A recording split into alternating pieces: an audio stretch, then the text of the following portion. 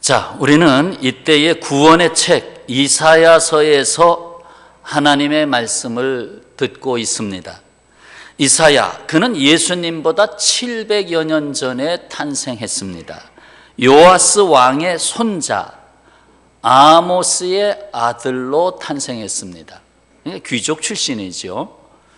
60여 년간을 선지자로서 유다 왕국에 대하여 하나님의 말씀을 전했습니다. 이사야, 그가 하나님으로부터 소명을 받은 것은 우시야 왕이 죽던 해인 주전 739년에 선지자로 눈을 뜨게 됩니다. 우시야 왕은 특히 이사야가 성장하면서 지켜본 닮고 싶을 만한, 자신에게 있어서 나도 나중에 저 사람처럼 됐으면 좋겠다, 자기도 왕손으로서 나도 나중에 뭔가 지도자가 된다면 저 우시야처럼 됐으면 좋겠다라는 생각을 했던, 나름대로 그의 우상이 되었던, 그의 스타가 되었던, 그의 멘토가 되었던 사람이 사실 우시야라고 볼 수 있습니다. 왜냐하면 우시야 왕은 52년 동안을 왕으로 있었습니다. 16살 때 왕이 돼서 52년 동안을 왕으로 있었고, 실제로 이사야가 성장하는 시기에 영향력을 끼쳤던 사람이죠. 또 우시야가 왕으로 있을 때에 나라가 매우 강대국이 됐습니다. 군대를 조직하고 또 우물을 파가지고 날씨에 관계없이 농사를 짓게 하는 전천후 농사도 해서 나라를 진흥시켰고, 결국 번영을 가져오고 암몬 족속이나 여타 주변에 있는 나라들로부터 조공을 받을 만큼 힘이 있는 나라가 됐습니다. 자, 오늘 말씀은 이사야가 어떻게 깨어 일어나게 되었는가를 기록하고 있습니다. 어떻게 이사야가 잠에서 깨어 일어나게 됐는가?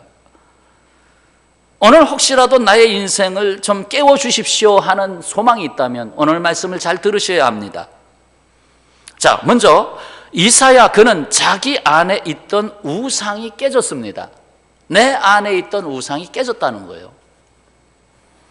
오늘 1절 말씀, 우시야 왕이 죽던 해에 내가 본즉, 내가 계시를 받았어요. 눈을 열어 보게 됐어요. 우시야 왕이 죽던 해에. 이 말씀은 이사야를 깨우는 데에 중요한 의미를 갖고 있습니다. 당시 청년 이사야가 우상으로 여겼던 스타 우시야가 죽은 해였기 때문에 그에게는 나름대로의 변화를 가져오게 됩니다. 우시야 왕이 52년간 예루살렘에서 왕으로 통치하다가 보니까 나라도 커지고 번영을 하고 조공도 받고 그러다 보니까 우시야의 마음속에 뭐가 들어왔어요? 교만이 들어왔어요. 사실 그게 가장 큰 문제입니다. 하나님이 나를 키워주면 끝까지 겸손해야 되는데 이게 끝에 가서 탈이 나는 거예요. 그래서 교만이 들어왔어요. 그래서 그 우시야의 교만은 결국 자신은 커지고 우시야는 커지고 하나님은 작아지는 것을, 그런 지극히 작아지는 결과를 낳게 됐습니다. 역대하 26장에서 이렇게 기록합니다. 그가 강성하여 짐에 그의 마음이 교만하여 악을 행하여 그의 하나님 여호와께 범죄하되 곧 여호와의 성전에 들어가서 향단에 분향하려 한지라. 향단은 성소 안에 있거든요. 성소 더 들어가면 지성소가 되는데 향단에 분향하려 한지다. 그 향단이 있는 성소에 들어가는 사람은 유일하게 제사장밖에 없습니다. 그런데 지금 왕이 들어간 겁니다. 그래서 성전에서 제사장이 할 일을 우시야 자기가 제사를 드리려고 했고, 실상 자기가 강성해지고 자기 말 한마디면 천하가 움직이게 될 정도로 힘을 얻게 되다 보니까 이건 뭐 그것쯤이야 하고, 내가 정권을 잡았는데 이제는 교권, 종교, 그것도 내가 잡아야 되겠다 하는 생각이 은연중에 있었는지, 이를 본 제사장 아사랴가 80인 제사장들과 더불어 그의 범죄를 막아보려고 했습니다. 안 된다고. 그거 안 된다고. 큰일 난다고. 이때에 왕이 분노하였고 그 분노를 보신 하나님이 쳤어요. 쳐가지고 문둥병이 걸리게 했습니다. 그 즉시 우시야 왕이 문둥병이 걸리게 하셨어요. 그래서 하나님은 결국 그를 필요로 하지 않게 되었고 그가 죽는 날까지 격리시켜야 되잖아요. 문둥병은 같이 지낼 수가 없으니까 별궁에 홀로 별궁에서 혼자 여생을 살다가 홀로 죽었습니다. 그리고 다른 왕들의 무덤에 함께하지 못하게 됐습니다. 이러한 우시야 왕의 말로와 죽음은 이사야를 깨우는 데에 결정적인 계기가 됩니다. 이사야가 우상처럼 여겼던 스타 우시야가 죽은 것입니다. 과연 언제 하나님을 만날 수 있습니까? 내가 우상처럼 여기고 있는, 우상이 바깥에 있다고 생각지 마십시오. 내 안에 있는 우시야라고 하는 우상, 내 안에 있는 우시야라고 하는 우상이 발견되어지고 그 우상이 깨어져야 내가 깨어 일어나게 됩니다. 말로는 주님을 간절히 불러도 내 안에 재물의 우시야, 쾌락의 우시야, 명성의 우시야, 교만의 우시야가 있으면 주님을 온전히 만날 수가 없습니다. 내 안에 하나님보다 앞서 보였던 우시야가 죽어지고 무너지고 물러가지 않으면 하나님을 만날 수가 없습니다. 진정 은혜 안에 있는 삶을 원한다면 끊임없이 내 안에 머물고 있는 우상 우시야와 싸워야 합니다. 그래서 비로소 그는 하나님을 만납니다. 우시야 왕의 말로를 지켜본 귀족 출신 이사야가 두려움과 함께 성전에 나아갑니다. 예전에 나갔던 것과는 좀 다릅니다. 그래서 그곳에서 두려움과 떨림과 슬픔과 그 마음을 갖고 주님 앞에 엎드렸으리라고 봅니다. 우시야 왕이 죽던 해에 하나님을 만났다는 것은 나름대로의 큰 의미가 있는 것입니다. 다시 1절을 보시면 우시야 왕이 죽던 해에 내가 본즉 주께서 높이 둘린 보좌에 앉으셨는데 그의 옷자락은 성전에 가득하였고, 하늘 보좌를 보여주셨는데 그 옷자락이 쫙 내려와서, 사실 하나님의 얼굴을 본 게 아니죠. 그 앉아있는 모습만 보시고 얼굴은 가리셨을 겁니다. 그리고 그 옷자락이 쫙 땅으로 내려와서 지금 성전에 들어가 있는 그 성전 마당까지 옷자락이 쫙 내려와 있는 모습을 환상으로 보는 것입니다. 요한복음 12장에 보면 이사야서 6장 10절의 말씀을 인용하면서 이렇게 말씀합니다.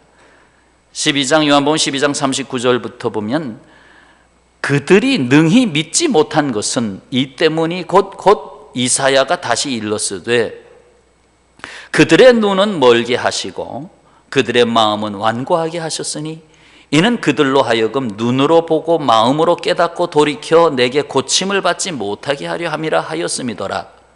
이사야가 이렇게 말한 것은 주의 영광을 보고 주를 가리켜 말한 것이라. 이사야가 주의 영광을 보았으며 주를 보고 말한 것이다 라고 요한복음에서 기록하고 있습니다. 자, 이 요한복음의 의도가 무엇입니까? 하나님의 백성들의 상태로서는 눈이 닫히고 마음이 닫히고 그래서 하나님을 볼 수 없었다는 것입니다. 하나님이 보여주시려고 하지 않으셨어요. 보여주셨으면 그들은 거기서 그 죄로 인하여 진노를 받아서 결국은 죽을 것입니다. 그러니까 하나님은 그걸 아시기 때문에 오히려 그들의 눈과 마음과 귀를 닫았다고 말씀하십니다. 그런데 두려움과 떨림으로 주의 성전에 나가서 엎드렸던 이사야의 눈을 여십니다. 보좌에 앉으신 왕을 봅니다. 그 옷자락이 성전에 들여온 것을 보는데 이는 장차 이 땅에 임하실 메시아로 오시는 왕의 왕으로 오시는 주님을 보고 있는 것입니다. 어떤 분은 영안이 열린다라고 하는 것을 어렵게 생각합니다. 난 영안이 안 열려서. 그러나 영안이 열리는 것도 어렵지 않습니다. 내 안에 도사리고 있는 우상 우시아가 죽고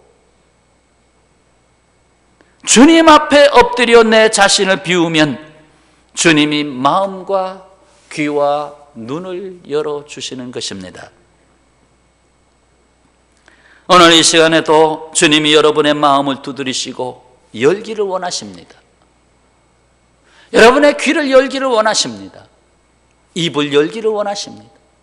어떤 분들은 그냥 교회 오긴 왔는데 마음은 여전히 복잡해. 다른 곳에 가 있어요. 계속 계산기를 두드리고 있어요. 귀가 열려야 되는데 귀가 열리지 않아서 어떤 분은 말씀이 내 심령에 들어오질 않고 있어요. 어떤 분은 입이 열리질 않아서 주의 말씀을 담질 못하고 찬송도 담지를 못하는 경우가 있습니다. 나는 지금 우시아를 믿고 있는가? 아니면 주님 앞에 나와서 여호와 하나님을 찾고 있는가? 비로소 성전에서 하나님을 만난 이사야. 내 안에 우상이 깨어지고 온전히 주님을 만나야 합니다. 오늘도 예배 전에 나왔습니다. 이 성전에서, 이 예배 전에서 나를 찾으시는 주님을 꼭 만나셔야 합니다. 여기서 이사야는 또다시 무엇을 보았는가 하면 겸손을 배우게 됩니다. 바로 그 보좌 곁에 서 있는 천사들을 함께 봅니다. 스랍 천사들을 봅니다. 2절 말씀, 스랍들이 모시고 섰는데 각기 6 날개가 있어 그 둘로는 자기의 얼굴을 가리었고 그 둘로는 자기 발을 가리었고 그 둘로는 날며 하나님의 거룩하신 보좌를 수호하는 천사 중에는 크게 2가지가 있습니다. 하나는 스랍 천사고 또 하나는 그룹 천사입니다. 스랍 천사들의 주 임무는 하나님을 찬양하고 섬기는 일입니다. 그래서 오늘 본문에서도 하나님을 찬양하잖아요. 거룩하다, 거룩하다, 거룩하다 찬양하잖아요. 그러면서 하나님을 섬깁니다. 이른바 좀 비유를 해보면 적절하진 않아도 그래도 비유를 해본다면 비서실입니다. 비서실. 스랍 천사들은 비서실이에요. 그리고 그룹 천사들이 있는데 그룹 천사는 하나님의 보좌를 지키는 군대 천사입니다. 군대 천사. 그러니까 오늘날로 비유하면 경호실입니다. 경호실. 자, 스랍 천사는 6 날개를 가졌는데 2 날개로는 얼굴을 가렸다. 2 날개로는 발을 가렸다. 2 날개로는 날다. 이렇게 표현하고 있습니다. 이 천사의 모습에서 우리는 배우게 됩니다. 바로 겸손의 중요성을 배우게 됩니다. 2 날개로 얼굴을 가린다는 것은 주님의 존전에서 저는 너무 부족한 존재입니다. 어찌 하나님의 영광 앞에 피조물로서 내가 감히 하나님의 영광 앞에 내가 온전하다고 내 자신을 드러낼 수 있겠습니까? 하면서 2 날개로 얼굴을 가리고 2 날개로 팔을 가린다는 말은 저의 가는 길, 우리가 가는 길은 오직 주님께 있습니다. 오직 주님의 말씀을 따라 그 명령에 순종하는 발걸음 외에는 이 발걸음을 사용할 수가 없습니다. 또한 이 발걸음이 닿는 곳에는 부정한 곳도 있습니다. 그래서 내가 혹이라도 주님 앞에 부정함이 드러날까 봐 또 발을 가리웁니다. 2 날개로 난다는 것은 저는 맡은 일에 꾸물거리지 아니하고 신속하게 최선을 다하겠습니다. 신속성.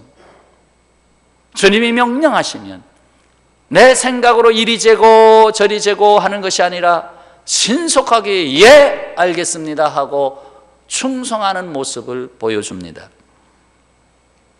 누가 겸손한 사람입니까? 자기의 부족함을 알고 하나님을 경배하며 오직 하나님의 뜻에 순종하고 맡겨주신 일에 최선을 다하는 사람이 겸손한 사람입니다. 겸손하면 적어도 두 가지의 축복을 생각하지 않을 수가 없습니다. 겸손한 자에게 주시는 축복, 그 중에 하나는 문제가 작게 보입니다. 문제가 작게 보인다. 인생은 문제의 연속이 아닐 수가 없습니다. 왜 인생에 이렇게 문제가 많을까? 결혼 문제, 자녀 문제, 직장 문제, 사회생활 문제, 건강 문제, 왜 이렇게 문제가 많은가? 산 넘어 산입니다. 그러나 예수님이 크게 보이면 다른 문제들은 작게 보일 것입니다. 내가 커지고 주님이 작게 보이기 시작하면 인생의 문제가 커지기 시작합니다. 작은 문제도 커 보이는 것입니다. 우리는 이 찬송을 부릅니다. 주 안에 있는 나에게 딴 근심이 있으랴. 십자가 앞에 나아가 내 짐을 풀었네. 인생의 짐, 문제들 아닙니까? 그거 십자가 앞에, 주님 앞에 나아가 풀었네. 주님이 크게 보인다는 것은 내가 겸손해지는 거지요. 내가 겸손해지니까 주님이 크게 보이고 결국 그 앞에 내 짐을 다 풀었습니다.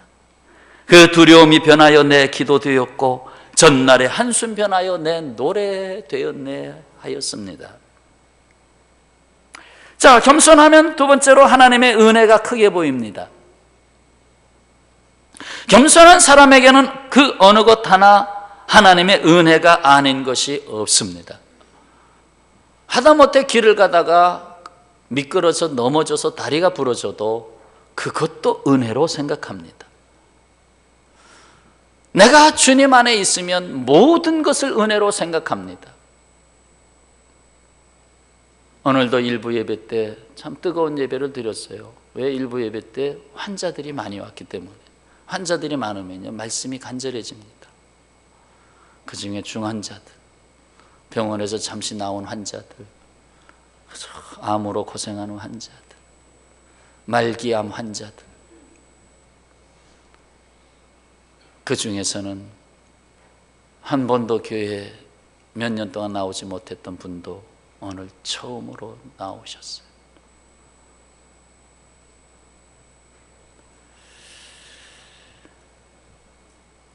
내가 작아지니까 하나님의 은혜 앞에 나오게 됩니다. 그런데 교만해지면 아무리 은혜의 조건이 많아도 은혜라고 여기지 않습니다. 그러나 겸손하면 아무리 작은 것도 다 은혜로 여기게 됩니다. 이사야, 그는 하나님의 보좌에만 본 것이 아니라 그 옆에 있는 겸손한 주의 천사들을 보면서 자기를 생각하게 됩니다. 그래서 이사야 그는 자신의 실상을 다시 보게 되었습니다. 그것이 5절 말씀, 5절 다 같이 봉독합니다. 그때에 내가 말하되 화로다. 나여 망하게 되었도다. 나는 입술이 부정한 사람이요 나는 입술이 부정한 백성 중에 거주하면서 만군의 여호와이신 왕을 배웠음이로라 하였더라. 이사야가 주님을 만나고 처음 보인 반응이 나는 망할 자식이로다. 나는 망할 놈이로구나. 나는 망하게 되었도다. 어찌 나같이 부정한 사람이, 부정하다고 생각지 않았던 그가 하나님 앞에 자신이 벌거벗겨지면서 나는 부정한 사람이다라고 하는 것이 보여지기 시작했습니다. 이제까지는 나도 괜찮은 사람이고 귀족 출신이고 기도도 그런 대로 하고 성전도 사랑하고 대단한 사람인 줄로 알았는데 실상은 그게 아니었다는 것입니다. 그처럼 자기의 부족한 실상을 깨달은 것은 고통스러운 일이지만 바로 그때가 은혜를 받고 주님으로부터 쓰임받는 시점이 된 것입니다. 하나님 앞에 가까이 가면 남의 허물은 작게 보이고 나의 허물이 크게 보입니다. 등잔불 있잖아요. 등잔불을 펴놓고 그 앞으로 가까이 다가서면 내 등 뒤로 저 벽 쪽에 큰 그림자가 생깁니다. 뒤로 물러나면 그림자가 작아지고 밝은 빛 앞으로 나아가면 나아갈수록 내 그림자는 커지고, 주님 앞으로, 빛 대신 주님 앞으로 나아갈수록 내 자신의 죄인된 모습이 더 커져 보이는 것입니다. 욥이, 당대의 의인이었던 욥이 고난 속에서 더욱더 자신을 보게 되지 않습니까? 죽게 대하여 귀로 듣기만 하였다가 눈으로 배울 때에 그가 어떻게 고백합니까? 그가 눈이 열렸을 때 어떻게 고백합니까?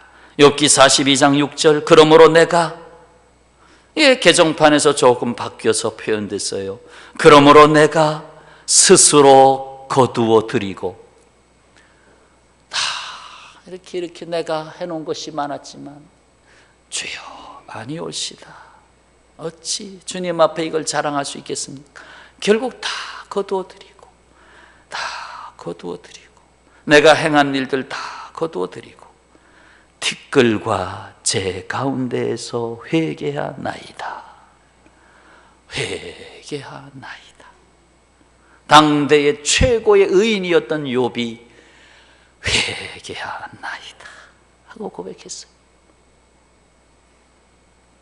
인간에게 있어서 가장 아름다운 순간은 자신을 다시 보는 순간입니다.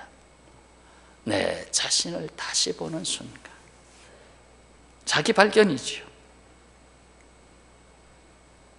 자, 다음으로 부정한 입술이 정결한 입술이 됩니다. 이사야가 자신의 실상을 깨닫고 어떤 말을 합니까? 5절 하반부죠. 나는 입술이 부정한 사람이요 나는 입술이 부정한 백성 중에 거주하면서 만군의 여호와이신 왕을 배웠음이로다. 그는 자신의 그 허물을 말하면서 특히나 입술이 부정한 사람입니다 라고 고백합니다. 입술의 죄악은 모든 죄악의 시작입니다. 말에서부터 다 쏟아져 나옵니다. 말 때문에 생기는 문제가 보통 많은 게 아니죠.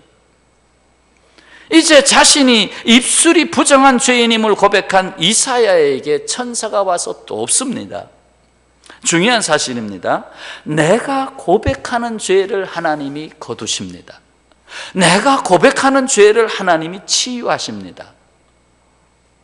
그냥 얼버무립니다. 하나님 이 죄인을 용서해 주세요. 그러면 하나님이 야 그렇게 말하면 나 몰라 그렇게 말하지 말고, 이사야가 그러는데 이사야는 입술이 부정합니다 라고 고백했어.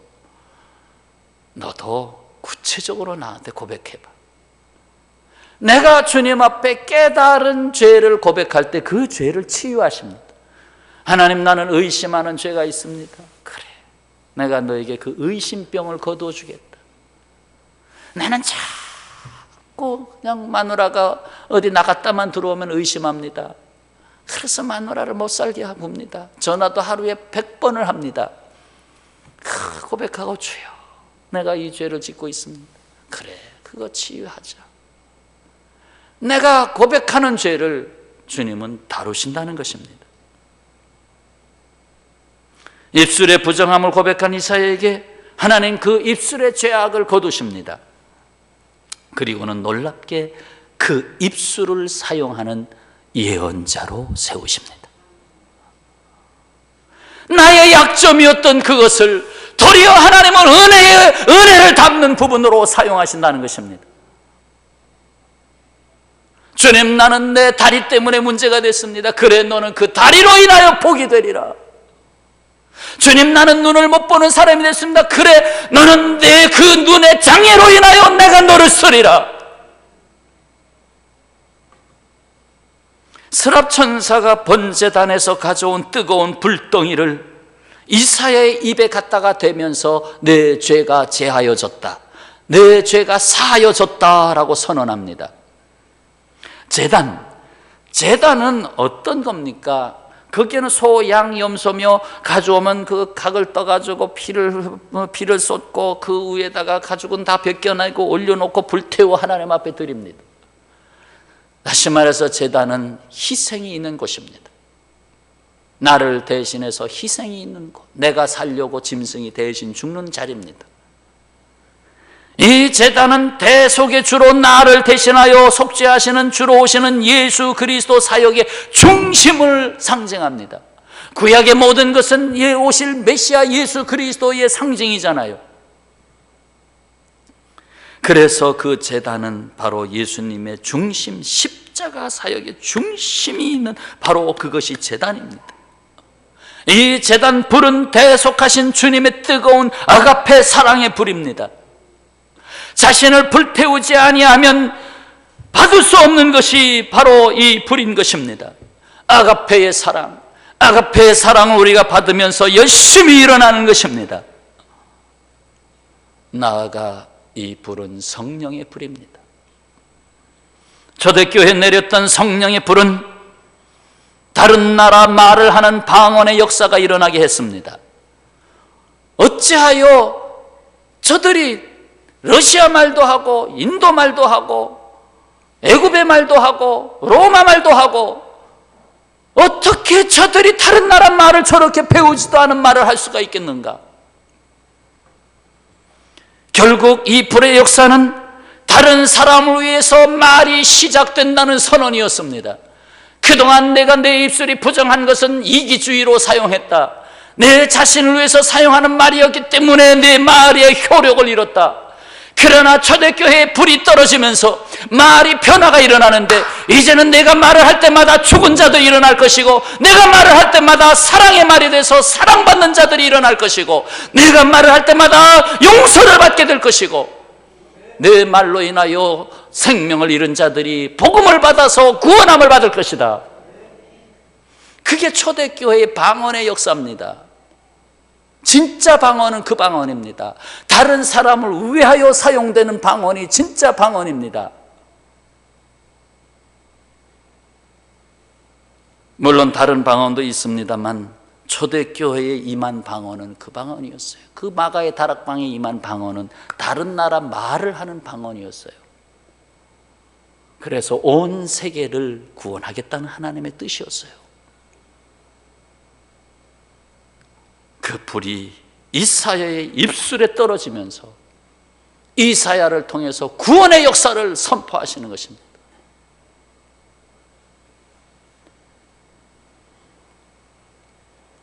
하나님이 다스리는 세상에서 이 말이 얼마나 중요합니까?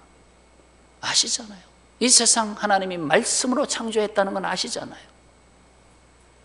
그리고 말씀이 육신에 되어 오신 예수님을 아시잖아요. 이제도 성령께서 말씀으로 선포되는 말씀을 하고 계시잖아요.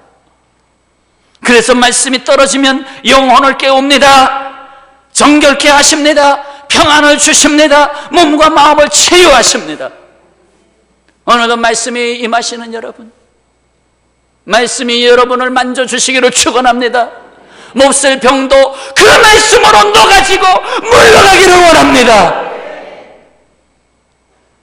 여러분의 마음이 병들었습니까? 말씀으로 위로하시고 말씀으로 일어나시기를 축원합니다. 그렇습니다. 하나님, 내가 고백한 죄를 거두시고 오히려 그것을 거룩하고 귀하게 사용하시는 것입니다. 이제 끝으로 그는 비로소 일어났습니다. 이사야의 죄가 사함을 입게 되자 하나님의 음성이 들렸습니다. 놀랍게도 말하는 입술이 깨끗하게 되자 듣는 귀가 열렸다는 사실입니다. 8절 말씀 다 같이 봉독하겠습니다. 내가 또 주의 목소리를 들으니 주께서 이르시되 내가 누구를 보내며 누가 우리를 위하여 갈고 하시니 그때에 내가 이르되 내가 여기 있나이다 나를 보내소서. 아멘. 자, 제가 물어볼게요. 대답해 보세요. 누가 나를 위하여 갈고? 예, 센스가 있는 분은 다 하셨어요. 다시 한번 할까요? 누가 나를 위하여 갈고? 내가 여기 있나이다. 입의 부정함이 치유가 되면서 귀가 열렸습니다. 그러면서 하나님이 그 귀에 새로운 말씀을 주십니다. 너가 나에게 필요한 사람이 될까? 이사야가 제가 필요한 사람이 되겠습니다. 이사야 그는 지금까지 자신에게 하나님이 필요하다고 생각하며 살았습니다. 내게 필요하신 하나님, 주여 들어주소서. 나의 소원이 있습니다. 내게 필요하신 하나님을 찾는 데 바빴습니다. 그러나 이제부터는 하나님이 나를 필요로 한다는 소명적 자아가 일어나기 시작하는 것입니다. 내가 너를 필요로 한다, 내가 너를 사용하겠다 하는 소명적 자아가 일어나게 된 것입니다. 진정으로 거듭난 자아의 발견입니다. 하나님의 부르심에 응답하는 사명자로서의 자신의 발견입니다. 다 같이요. 나는 하나님께 필요한 사람이다. 나는 하나님께 필요한 사람이다. 확신하십니까? 네. 우리 중층에 앉을 자리가 없네 요즘은요. 중층으로 왜 가는지 아십니까? 중층에 앉으면 고개가 안 아파요. 아래로 내려다보잖아요. 고개가 안 아프고, 또 중층에 앉으면 지각해도 괜찮거든요. 예. 근데 중층에 앉으면 손해보는 게 있어요. 말씀이 명확하게 안 들어와요. 명확하게 이렇게 들려요. 그래서 지금 고치려고 그러잖아요. 스피커가 중층에 이게 조금 울립니다. 그리고 제 얼굴이 얼마나 이쁩니까? 제 얼굴이 안 보입니다. 제 얼굴이 안 보입니다. 그래서 조금 지각해도 괜찮으니까요. 이 앞에 빈자리들 많습니다. 오셔도 괜찮습니다. 중층에 앉는 분들은 되게 자모하고 관계되신 분들, 이런 분들 주로 앉으시고, 우리 선생님들도 교회 학교 잘 마치시고 서둘러서 앞자리에 앉으세요. 교회가 젊어지려면 젊은 사람들이 쫙쫙쫙쫙쫙 앞자리에 앉아야 돼. 젊은 사람들이 앉아. 이건 어쨌든 조금 양념을 좀 쳤습니다만, 나는 하나님께 필요한 사람이다. 이 의식이 일어나야 됩니다. 나는 번동평화교회에 뭐한 사람이다? 필요한 사람이다. 나는 우리 지회에 뭐한 사람이다? 필요한 사람이다. 나는 우리 구역에 뭐한 사람이다? 필요한 사람이다. 나는 번동에 뭐한 사람이다? 필요한 사람이다. 아니, 나 번동에 2년 살다가 갈 거야. 그러면 딴 데 가서도 그렇게 하죠. 나 여기서 3년 살다가 갈 거야. 그러니까 이제 삶의 자리에 대한 소속의식이 없잖아. 소속의식이 없으니까 대충 하고 가는 거죠. 소속의식이 있으면 거기에 뿌리가 내리게 되고, 뿌리를 내리면 새로운 가지가 나와요. 뿌리를 내리기 전까지는 새 가지가 안 나옵니다.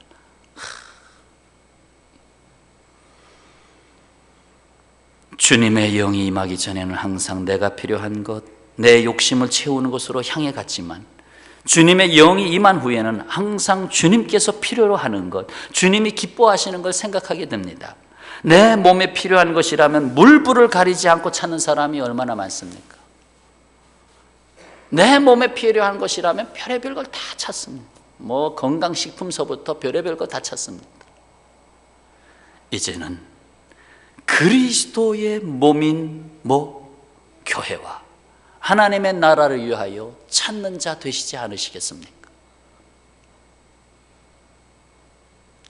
정말로는 굳이 말할 필요는 없겠지만, 그러나 21세기가, 아니 그렇게 표현하지 말고 22세기가 올 수 있을까 하는 생각을 가끔 해요. 아니 자주 합니다. 22세기가 올 수 있을까? 이 시대 속에서 정말 하나님이 우리를 다시 마지막 날에 찾으실 때 정말 하나님이 와라, 내가 너 기다렸어 이래야 되는데, 너 왜 왔냐? 넌 오지 마. 너 오면 분위기 깨져. 천국의 분위기가 깨져. 너 오지 마. 그럼 큰일 나잖아. 사랑하는 여러분, 이 세상이 내게 있는 것을 다 베어간다 할지라도, 내 가지를 다 잘라간다 할지라도 그리스도의 심장에 뿌리를 내린 그루터기는 남아 있습니다. 그루터기. 그래서 마지막 절로 말씀을 맺겠습니다. 13절. 그 중에 10분의 1이 아직 남아 있을지라도 이것도 황폐하게 될 것이나 밤나무 상수리 나무가 배임을 당하여도 그 그루터기는 남아 있는 것 같이 거룩한 씨가 이 땅에 그루터기니라 하시니라. 예루살렘의 멸망을 내다보고 있는 말씀입니다. 그리고 어느 때에는 이 마지막 날에, 그 마지막 날의 환란도 내다보고 있는 말씀입니다. 거룩한 씨가 이 땅에 그루터기니라. 바로 누굽니까? 우리들. 이 세상의 그루터기로서, 거룩한 씨로서의 사명을 감당해서 다 죽어가는 삶의 자리에 새로운 푸른 가지를 낼 수 있는 삶의 몫이 저와 여러분의 몫입니다. 누가 나를 위하여 갈꼬? 주여, 내가 여기 있나이다. 기도하겠습니다. 아버지 하나님, 오늘 예배의 자리에서 내가 여기 있나이다. 아니, 내가 여기에 왔습니다. 나의 삶이 여기로부터 다시 시작됩니다. 고백하며 주님의 보내심 앞에 설 수 있는 저희들의 삶이 되게 하여 주옵소서. 오늘도 몸이 아파서, 마음이 아파서, 인생의 무게가 너무 힘들어서, 서로 함께 살아가는 것이 너무 괴로워서 주님 앞에 내려놓고 가는 사랑하는 심령들이 있습니다. 주여, 제단 불에 태워주시고 다시 일어나게 하시고 힘을 주시고 치유하여 주시고 깨끗하게 하여 주시고 주님의 것으로 사용하여 주시옵소서. 나는 너를 필요로 한다 말씀하여 주옵소서. 예수님의 이름으로 기도하옵나이다. 아멘.